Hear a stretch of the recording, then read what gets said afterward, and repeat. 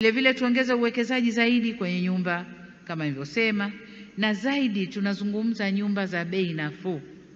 Tunayemlenga hapa ni kijana ambaye leo anaanza maisha, ambao wanaishia huko kwenye nyumba za kupanga chumba kimoja. Vijana wetu leo wana mambo chungu mzima, lakini akipita hivi shangazi anamtizama kwa huku, akipita hivi huyu anamtizama kwa huku, mara watu wakae nje wangoje huyu kijana kapita na nani, anamtoa saa ngapi.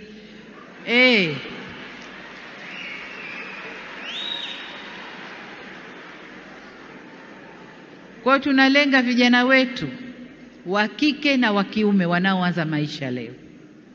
Vijana hawa wanamaliza shule, wanamaliza chuo, wanapangiwa kazi.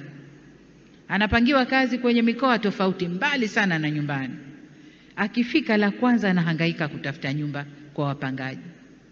Anakutana na watu wa tabia tofauti. Anakutana na mambo mbalimbali.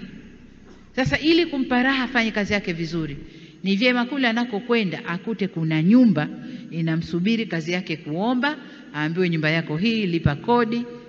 Hii hapa ni nyumba ya bei nafuu, unapata nyumba, unakaa na unajenga maisha yako vile unavyotaka mwenyewe.